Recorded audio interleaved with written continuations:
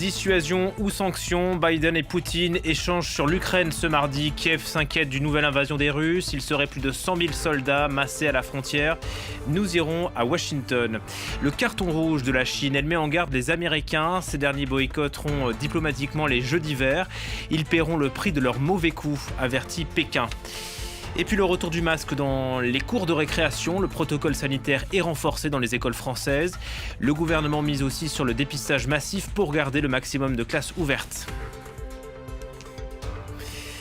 Bonjour à tous, un dialogue par écran interposé, mais un dialogue quand même. Vladimir Poutine et Joe Biden ont rendez-vous à 16h. Il sera surtout question de l'Ukraine, car selon Kiev, Moscou a déployé plus de 100 000 hommes à sa frontière. Et sur place, on craint une nouvelle invasion. Serine Bay. Gonfler le moral de ses troupes, c'est dans cette optique que le président ukrainien s'est rendu sur la ligne de front face aux séparatistes pro-russes dans la région de Donetsk, à un moment où les relations ne cessent de se dégrader avec Moscou.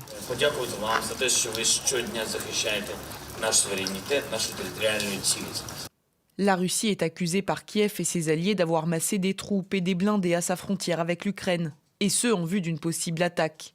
Le Kremlin dément, mais exige que Kiev ne rejoigne pas l'OTAN. De leur côté, les États-Unis ont prévenu. Si les Russes tentent d'envahir leurs voisins, ils feront l'objet de sanctions financières inédites. Washington, qui se dit prêt à stationner plus de militaires en Europe de l'Est, n'envisage toutefois pas pour le moment de riposte militaire directe en cas d'attaque. We made clear that we support Ukraine's right to decide its own future. No one else should have a veto over what NATO decides to do, what a country like Ukraine seeks to do. Ces menaces tombent seulement quelques heures avant un entretien en visioconférence entre les présidents Biden et Poutine. Мы имеем такие огромные авгиевы конюшни сейчас в наших двусторонних отношениях, что расчистить их вот так за несколько часов беседы вряд ли возможно. И поэтому давайте хотя бы надеяться на то, что лидерам удастся донести обеспокоенности друг для друга, четко сформулировать друг другу обеспокоенности и ответить на это. Après un entretien ce lundi soir, les dirigeants américains, français, italiens, britanniques et allemands se sont dit déterminés à ce que la souveraineté de l'Ukraine soit respectée. Alors quelles sont les ambitions des Américains ? Pour cela, on retrouve Mathieu Mabin à Washington.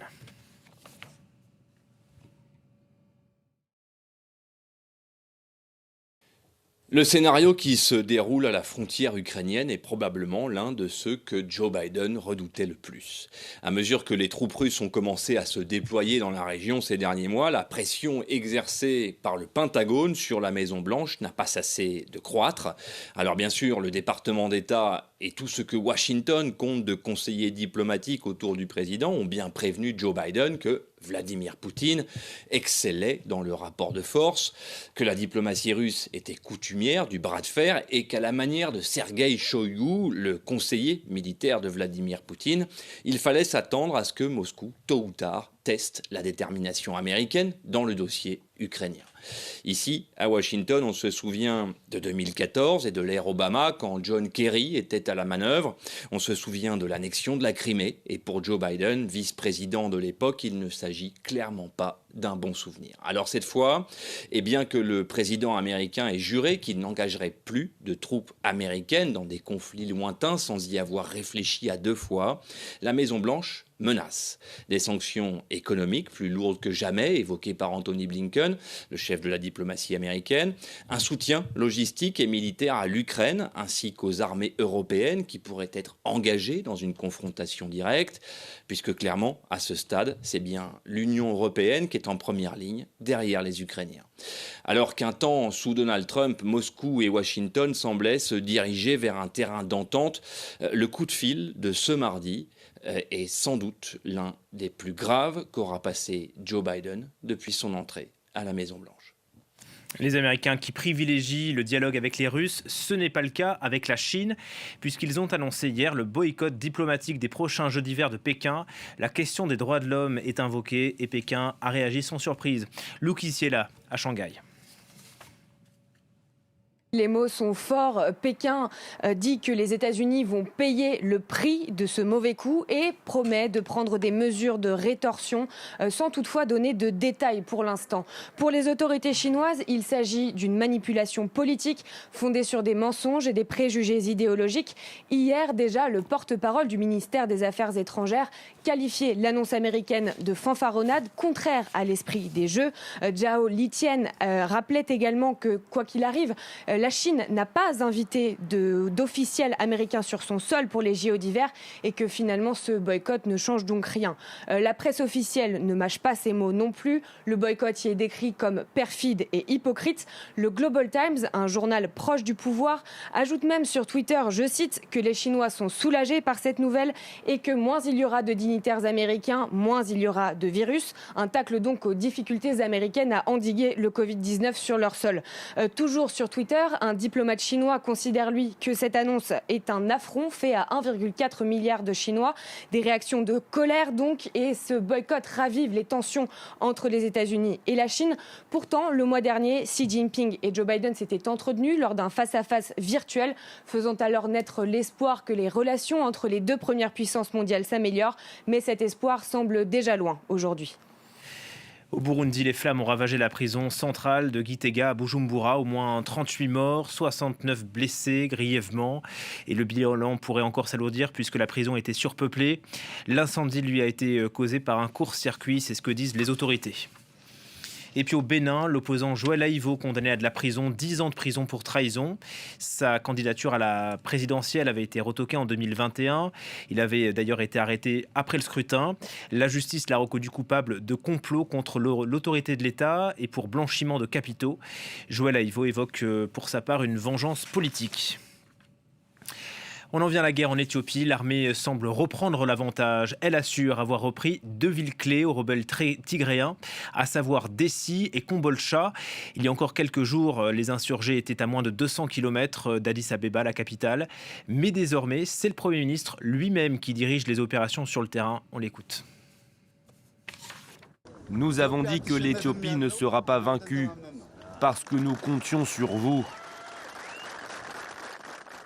La plupart des zones de la région Amara, la totalité des villes de Shewa, Bati et la zone spéciale de Kémis, certaines parties de Wello, le sud de Gondar, mais aussi la totalité d'Afar ont été libérées. Nous continuerons de la même manière dans les villes qui nous restent à reconquérir. Rien ne nous arrêtera, nous allons frapper l'ennemi et nous allons gagner. Le coronavirus à présent et la France fait partie de nouveau des mauvais élèves. Les Américains déconseillent les voyages sur notre territoire. C'est vrai que la 5e vague est fulgurante. Le gouvernement, lui, veut à tout prix éviter la fermeture des écoles. Et pour cela, il a renforcé le protocole sanitaire dans les classes et les cours de récréation. Aurélia Chopin.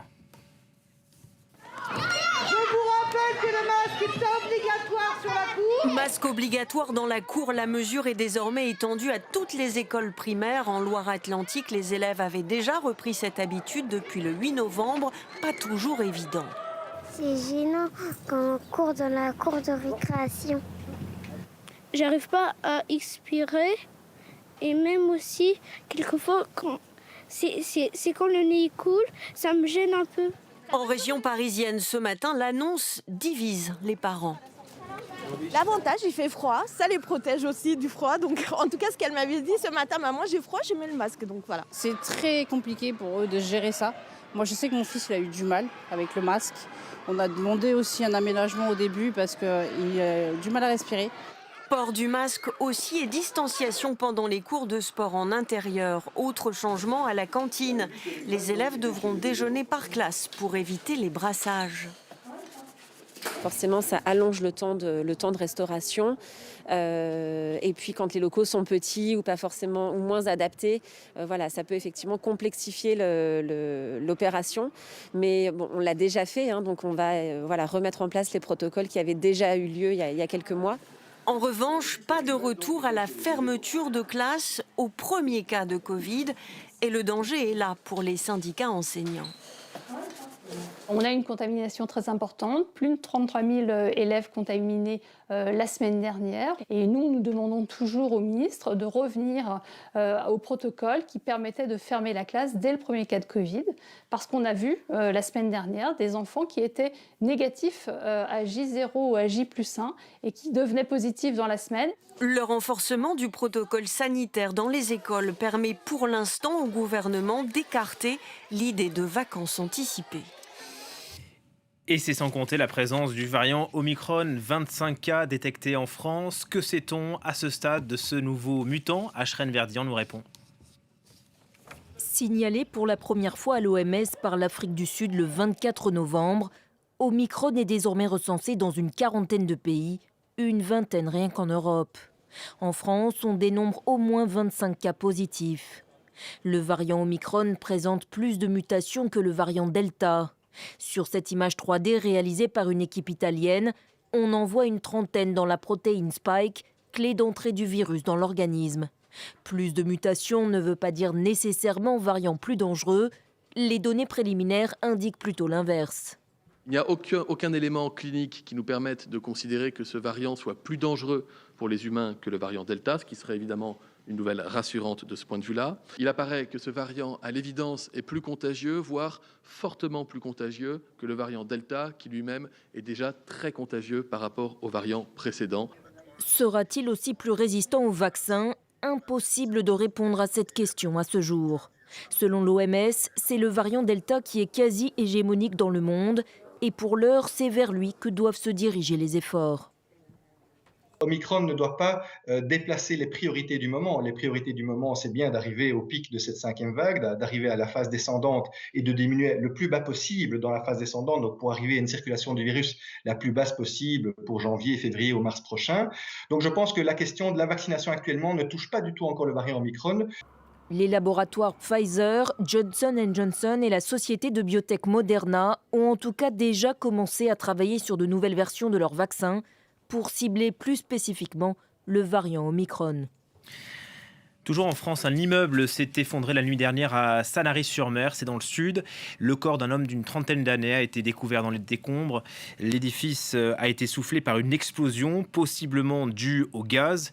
Et les secouristes sont toujours sur zone, ils recherchent d'autres victimes éventuelles. La Grande-Bretagne ne veut plus de migrants. Un projet de loi est examiné au Parlement ce mardi. Il entend criminaliser les personnes qui débarquent sur les plages du Kent sans autorisation. Elles risqueraient des peines de prison. Plusieurs ONG britanniques ont déjà menacé d'attaquer le gouvernement si cette loi est adoptée. Et puis, si l'on avait encore un doute, il est définitivement levé. L'évacuation de Kaboul a été chaotique. Un ancien diplomate britannique raconte les coulisses de ce départ précipité d'Afghanistan. Et depuis, il a démissionné de son poste au ministère des Affaires étrangères. Julien Gall avec Peter O'Brien. Dysfonctionnel et chaotique. Ce sont les mots d'un ancien diplomate britannique pour définir les méthodes de travail de son pays au moment où les talibans entraient dans Kaboul. Raphaël Marshall était chargé de rapatrier les personnes vivant en Afghanistan et considérées comme à risque en raison de leur lien avec le Royaume-Uni.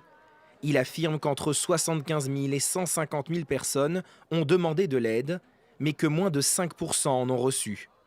Il ajoute avoir été le seul membre du personnel à traiter les mails que recevait son service le 21 août dernier, au plus fort de la crise en Afghanistan.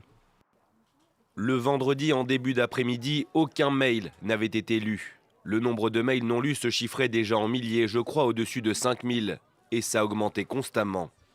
Malgré l'urgence de la situation, Raphaël Marshall explique que les journées de travail de 8 heures étaient strictement respectées, qu'aucune personne n'a travaillé de nuit pendant 5 jours consécutifs. Il dénonce le manque de connaissances de son équipe sur l'Afghanistan, précisant qu'aucun employé ne parlait de langue afghane.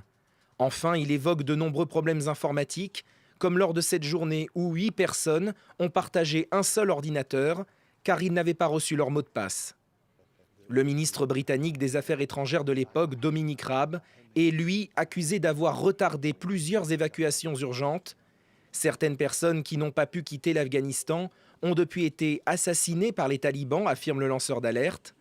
De son côté, le gouvernement britannique se défend et répond que l'évacuation de 15 000 personnes avait été la plus importante depuis des générations.